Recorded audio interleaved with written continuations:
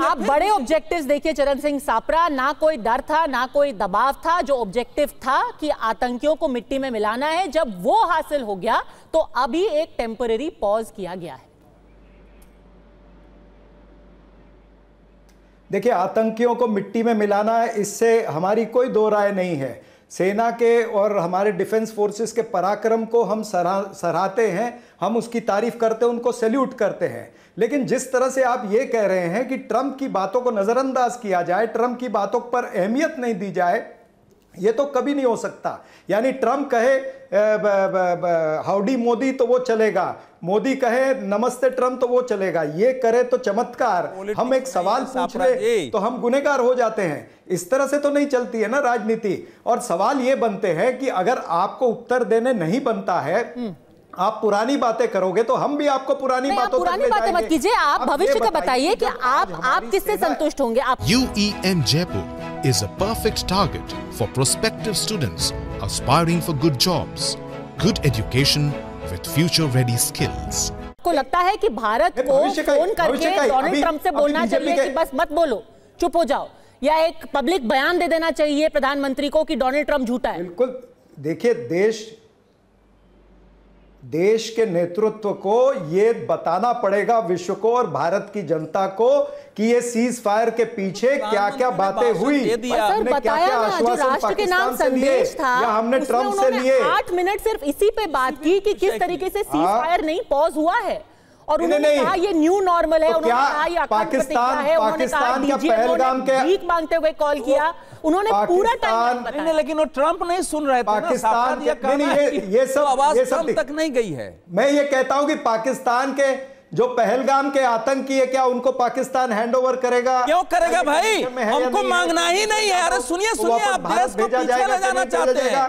हमें पाकिस्तान से एक आतंकवादी नहीं मांगना है, मार डालना है। क्या बात कर रहे हैं? हमारे मांगने से आगे बढ़ चुका है। लोगों को मारा गया, हमको एक आतंकवादी सुन ले। तो मार डालना तो कहां है वो? मारिए ना उनको। एक आतंकवादी नहीं मांगेगा रहे हैं यहाँ पर, पाकिस्तान से बिल्कुल नहीं करेगा। अगर वो दिखाई देगा वही मारा जाएगा। पहले भी 24 मारा गया, 100 मारा गया, आगे मारा जाएगा। ये सवाल कौन पूछेगा? समय पुराना हो गया, ये मांगने जा रहे हैं कि कहां देश को ले जाना चाहते हैं।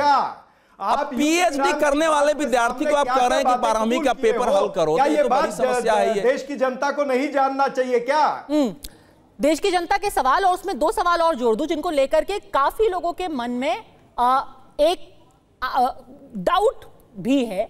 शिवम त्यागी, एक तो आज खबर छपी है कि एनडीए रूल स्टेट्स हैं, उनको ब्रीफ किया जाएगा। क्यों? देश के सारे नेता जो हैं, सारे मुख्यमंत्री, उनको ब्रीफ नहीं किया जाना चाहिए? और दूसरा, इस पे राजनीति क्यों हो रही है? आप तिरंगा यात्रा निकाल रहे हैं, जगह जगह जा करके ये पूछा जा रहा है कि अब आप क्या इसके नाम पर वोट मांगेंगे? उस तिरंगा यात्रा में आपके मध्य प्रदेश के एक मंत्री जाकर के कर्नल सोफिया कुरैशी के ऊपर भद्दी टिप्पणी भी कर देते हैं। तो ये राजनीति, और दूसरा, इसको आप एक पार्टी का मामला क्यों बना रहे हैं कि हम एनडीए रूल स्टेट्स को ही ब्रीफ करेंगे? क्यों?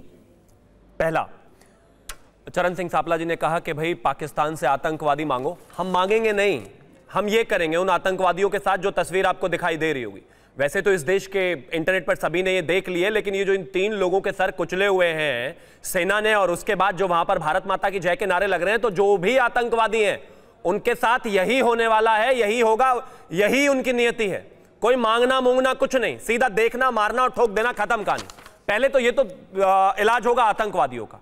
दूसरा, एक और चीज, आप इनसे क्यों मांग रहे हैं? ये आप इनसे क्यों उम्मीद करते हैं कि ये एक्सेप्ट करेंगे? इस देश में 29 सितंबर 2016 को लेफ्टिनेंट जनरल रणवीर सिंह ने आकर कहा था, फिर से मैं रिपीट कर दे रहा हूं, 29 सितंबर 2016 लेफ्टिनेंट जनरल रणवीर सिंह ने आकर अनाउंस किया था कि हमने पाकिस्तान पर सर्जिकल स्ट्राइक किया है। इन्होंने माना था क्या? वो ये सरकार की बात छोड़ दीजिए, नहीं मानते सेना की बातें।